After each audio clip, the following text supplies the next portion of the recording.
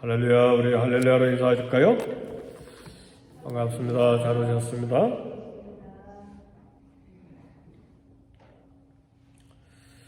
삶이 차갑고 모질고 힘들어도 늘 우리 하나님의 공렬하신 사랑과 자비의 손이 저와 여러분에게 있음을 꼭 믿으시기를 주의 이름으로 축복합니다. 하나님이 저와 여러분을 사랑하시는데 아들의 목숨을 바쳐서 사랑하셨어요. 그런데 2000년 전에만 막 하나님이 저와 여러분을 죽어라 사랑하시고 아들 막 목숨 십자가에 바쳐서 사랑하시고 끝! 그게 아니라 그 말이에요. 우리는 그렇잖아요. 젊을 때는 막 불에 타서 밤이고 낮이고 상대방을 사랑하고 있는 거 없는 거 다 쏟아서 열정적으로 사랑하다가 5년, 10년, 20년 지나면 팍 식어가지고 사랑에도 권태증이 생기고 아유 얘 새끼 다 밥 얻어먹으러 들어와 알아서 해 그런다는 이야기가 있어요. 그래서 남자들은 새끼 다 얻어먹으려고 하면 안 된대요. 아침은 적당히 먹고 점심은 조금 얻어먹고 저녁은 먹든지 말든지 알아서 하고 그런데요 요즘에 좀 들은 이야기예요. 근데 사람은 그렇잖아요. 그래서 그런 이야기도 하잖아요. 70대 넘어가면 어느 방에서 자는지 관심도 없대요. 집에서 자는지 밖에 자는지 생각도 없대요. 예. 우리 하나님은 그러시는가? 우리 하나님의 사랑은 어제나 오늘이나 내일이나 변함이 없으십니다. 2000년 전에 뜨겁게 우리를 불타는 사랑으로 사랑하셨으면 변함없이 오늘도 여전히 그 그리스도의 피 때문에 저와 여러분을 긍휼과 인애와 자비와 이런 다음없는 사랑으로 끊임없이 관심을 가지시고 사랑하신다는 사실이에요. 아기 때만 열정적으로 사랑하시는 하나님이 아니시고 꼬마 때도 사랑하시고 청년 때도 사랑하시고 장년 때도 사랑하시고 노년 때도 백발이 성장할 때도 내가 너를 안고 업고 또 구하여 내리라 백발이 되기까지 노년에 이르기까지 내가 너를 안고 업고 구하여 내리라. 하나님의 약속의 말씀이에요. 하나님의 사랑은 부성애를 아버지의 사랑도 있지만 모성애적인 사랑도 있습니다. 이스라엘이 가나안 땅에 정착해서 살게 되면서 이제 사법적으로 인권 차별을 못하게 그러니까 오늘 신명기에 말씀을 했습니다. 그 보호 대상이 외국인 나그네, 고아, 과부 사회적으로 경제적으로 연약한 사람들 사법적으로 인권 차별 못하게 보호하시는 말씀이 오늘 본문에 나와 있습니다. 신명기 율법에 나타난 모세의 명령인데 하나님의 마음과 하나님의 긍휼의 마음입니다. 사랑하는 성도 여러분, 하나님께 대한 사랑이 권태가 생겼습니까? 하나님 사랑에 대한 권태가 생기면 기도 다 식고 예배 드리는 거 흥미 다 잃어버리고 말씀 읽는 거 일주일 한 달 가도 안 읽고 이웃 성도 사랑하는 것 다 식어버립니다.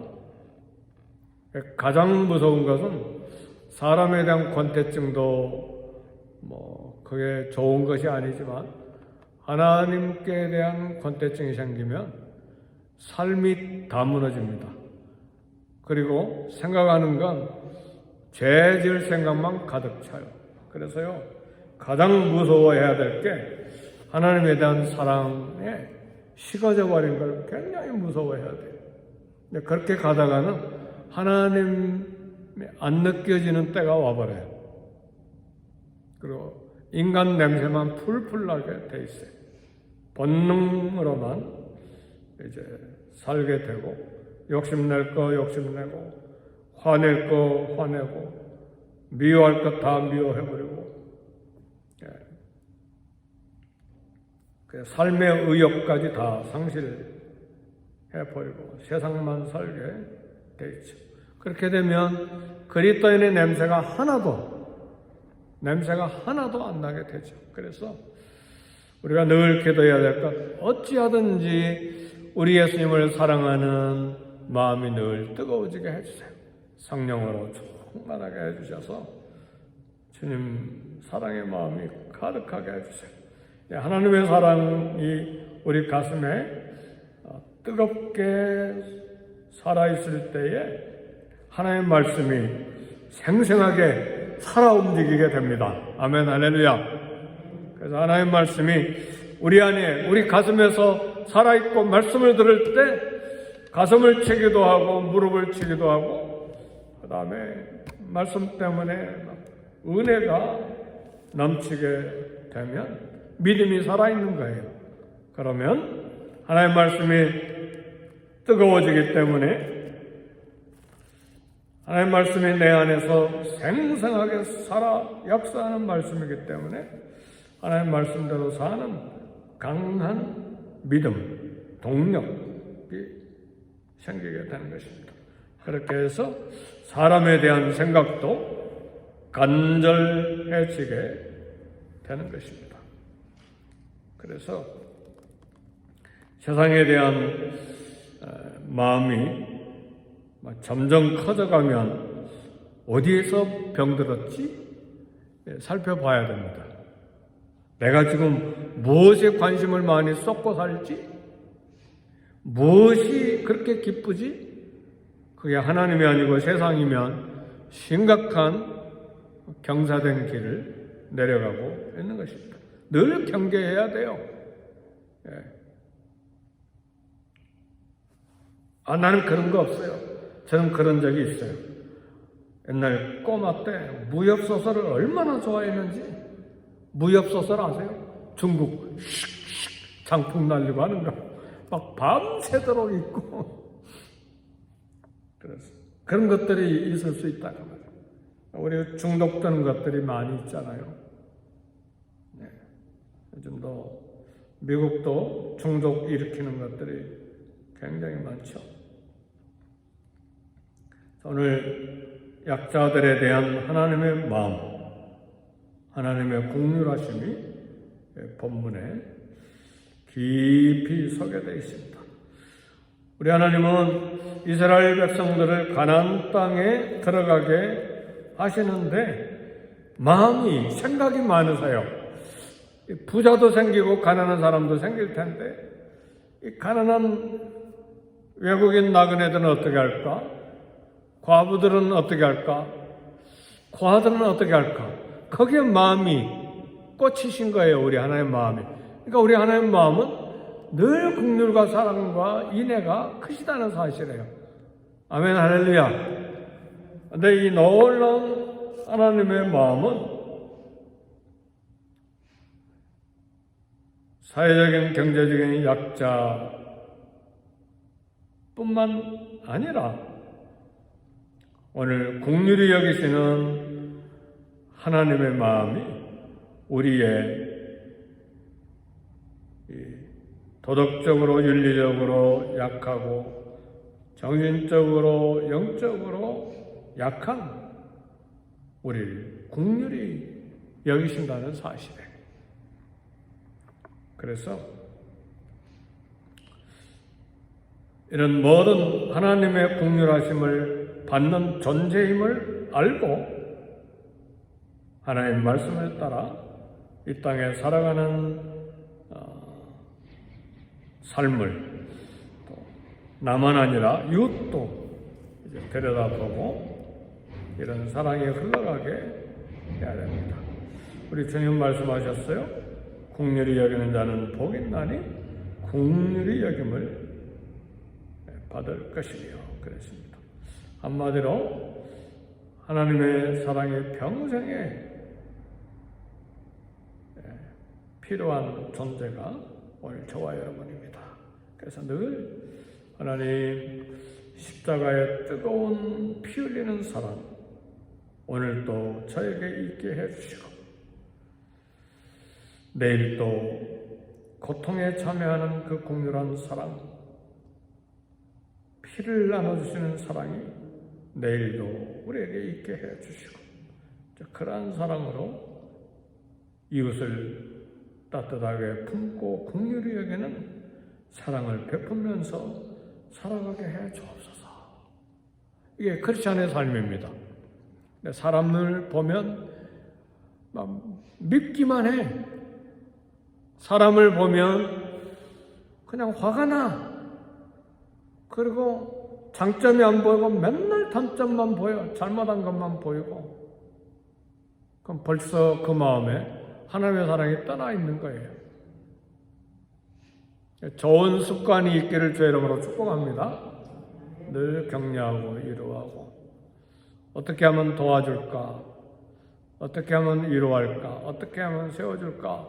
그런 마음을 가지고 사는 것이 긍휼과 사랑을 받고 사는 하나님의 자녀들의 마음, 인성과 영성이 되어야 됩니다. 오늘 본문의 내용은 뭐냐면 신명기 24장 19절에서부터 마지막 절까지 세 가지 경우에 행할 긍휼한 사랑을 이야기하는데 곡식을 거둘 때 이제 곡식을 묶잖아요. 들고 갈 만한 이렇게 단으로 묶는데 잊고 가져가지 아니하는 곡식단이 있으면 그거 찾으러 가지 말고 그대로 두라는 말이에요. 그럼 가난한 외국인 나그네와 과부와 고아들이 가져가서 먹도록 그냥 버려두라는 말이에요. 어떤 면에서 주인이 추수할 때 곡식단 몇 개 가지고 갈 것을 잃어버린 건 하나님이 잊어버리게 하실 수도 있어요. 가난한 사람들을 생각하시고 그런 거 잊어버렸네. 내가 요즘에 왜 정신이 없어? 왜 자꾸 잊어버려? 찾으러 가야지. 그러지 말고 두라는 이야기죠. 두 번째는 올리브, 감람나무 전부 다 감람나무 열매를 올리브를 따서 수확한 후에 아직 익지 않아서 따지 아니한 그런 것들 남겨둔 것이 있으면 이제는 익었겠지 하고 가서 마저 따자. 그러지 말고 두라는 이야기예요. 그렇게 해서 가난한 사람들이 와서 따서 먹도록 포도를 수확할 때도 너무 시퍼래가지고 따면 막 실 정도가 아니고 쓸 정도로 신 것들, 따지 못한 것들이 있잖아요. 포도가 일제히 다 까맣게 익는 건 아니잖아요. 그러니까 그렇게 두었던 것들 훗날 다시 가서 따지 말고 그대로 두라는 말이죠. 이것들이 모두 다 가난한 이방인과 과부와 과부들의 몫이기 때문에 그렇습니다. 그래서 약자들 추수할 때 일꾼들이 이런 곡식, 올리브, 포도나무 열매 그렇게 일부러 조금 남겨서 부스러기를 그들도 이제 추수하도록. 그래서 이스라엘 백성들이 여기서 우리에게 주는 교훈은 뭐냐면 그들이 수확하는 소출 중에는 가난한 자들의 몫이 있다는 사실이에요. 이 말씀을 오늘 우리들에게 적용한다면 우리들의 소득 중에, 우리들의 인컴, 수입 중에 가난한 사람들의 몫이 포함되어 있다는 사실이에요. 이것이 오늘 본문이 우리에게 주는 교훈입니다. 내가 한 달 동안 열심히 일해서 이만큼 벌었으면 이게 11조 떼고 100% 내 것이다가 아니라 11조를 떼었어도 거기에 가난한 자의 몫이 함께 들어있다는 말씀이에요. 이것이 오늘 본문이 우리에게 주는 교훈입니다. 이 사실을 인정하고 가난한 자들의 몫을 가난한 자들에게 돌려주면 오늘 하나님께서 뭐라고 이야기하시냐면 그리하면 내 하나님 여호와께서 내 손으로 하는 모든 일에 복을 내리시리라. 복을 주시겠다고 하시는 말씀입니다. 하나님께서 그걸 기억하시겠다고 하시는 말씀. 신약성경에서도 우리 주님이 직접 말씀하셨어요. 그렇죠? 굶주린 자, 목마른 자, 항마른 헐벗은 자, 감옥에 갇힌 자, 나그네 된 자, 나를 도왔으니 창세로부터 예비된 천국을 상속받으라. 그랬잖아요. 그 가난한 자가 바로 나다. 지극히 작은 자에게 하라. 우리 주님이 구약에서도 말씀하시고 구약에서는 선자를 통해서 말씀하시고 신약에서는 당신이 직접 이 땅에 오셔서 하시는 말씀이에요.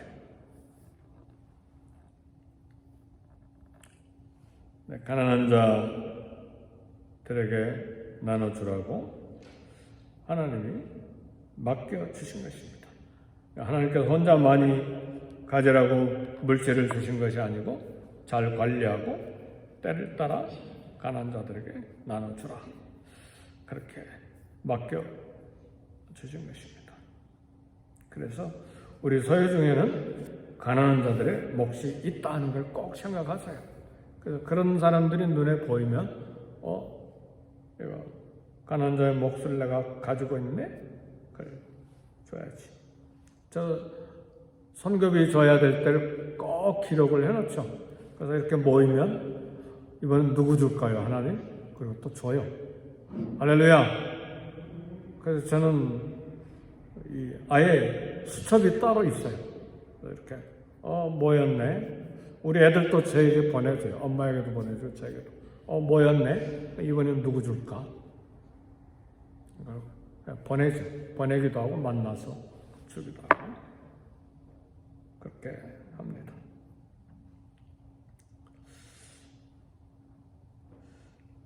조선의 일꾼들이 남긴 이삭을 죽도록 한 일부러 뽑아서 이렇게 가난한 사람들이 죽도록 한 보아스.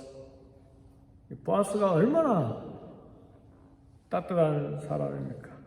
그러니까 룻을 만나서 예수님의 조상이 됐죠. 그죠? 그냥 하나님 보내시지 않았다 그 말이에요. 다 거기에 복을 주신다는 말이에요. 그의 자손까지. 보아스와 룻이 만나서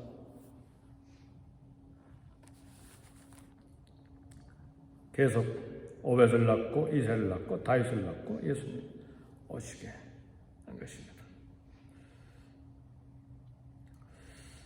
율법을 냉정하게 보는 것이 아니고 율법은 차가운 원칙들이 아니고 인간미가 넘치고 배려가 넘치는 하나님의 마음, 하나님의 공유함을 여기서 봅니다.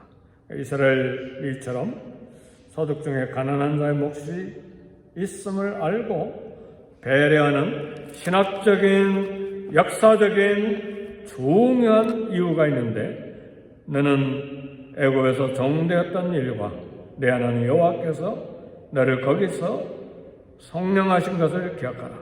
이러므로 내가 내게 이 일을 행하라 명령하노라. 22절에도 너는 애굽 땅에서 종되었던 것을 기억하라. 이러므로 내가 내게 이 일을 행하라 명령하노라. 다시 말하면 오늘 예수 그리스도의 피로 구원받은, 성령받은, 은혜를 받은, 죄와 사단의 손에서 구원받은 그런 긍휼과 은혜와 사랑을 받았기 때문에 이 일을 명령한다. 애굽에서 혹독한 학대와 노동을 착취당한 생존이 고통스러운 상황에서 하나님의 은혜로 탈출하고 40년 광야에서 멸망당할 걸 하나님이 건져주시고 긍휼과 은혜와 보호, 생존하게 하셨기 때문에 이 일을 내게 명령하노라. 아멘, 할렐루야. 그러니까 은혜 때문에 하는 거예요. 내 마음이 넓어서 내 마음이 넉넉해서 하는 것이 아니라 하나님으로부터 받은 은혜가 크기 때문에 하는 거예요. 그죠, 권사님? 우리 권사님들 잘 아시니까. 그래서 삶은 처음부터 하나님 은혜의 연속입니다. 엄청난 은혜를 받고 살면서도 늘 인식하게 사는 건 하나님 그렇게 기뻐하시지 않죠. 그죠? 넘치게 은혜를 받은 저와 여러분들, 누구보다도 하나님의 은혜를 많이 체험한 사람들이 저와 여러분이죠. 하나님의 은혜, 하나님의 긍휼을 많이 달라고 기도하고, 그래서 그 결과로 체험하는 사람들이 저와 여러분인데, 은혜 베풀 것을 오늘 주님이 권면하십니다. 그러니까 늘 이 생각을 하셔야 돼. 열심히 돈 벌 때, 또 이게 누구를 또 얼만큼 도와야 될까를 늘 생각해야 돼. 그것이 하나님의 뜻입니다. 은혜를 베푸는 자는 하나님의 은혜를 아는 사람들입니다. 그래서 강물처럼 이 은혜가 흘러가게 하는 은혜의 통로가 되어야 합니다. 한국은 아직 문화적으로 그렇게 안 되는데, 미국은 그래도 사회 기부 문화가 많아요. 그죠? 하버드 대학이나 인류 대학들도 학비 가지고 운영되는 게 아닙니다. 선배들이 어마어마한 기부금을 학교에다 내죠. UCLA도 마찬가지고, 아이비리그 대학들도 막 어마어마한 기부금을 학교에다 내죠. 그것뿐만 아니고 자선단체에 내서 이렇게 운영되는 것입니다. 이게 이제 기독교 문화입니다. 성경적인 원리에 따라서 그렇게 하는 거예요. 그래서 우리도 기부해야죠. 많은 건 아니지만 선교지에 기부하고, 연약한 사람 몰래, 광고할 필요가 없잖아요. 몰래 하는 거죠.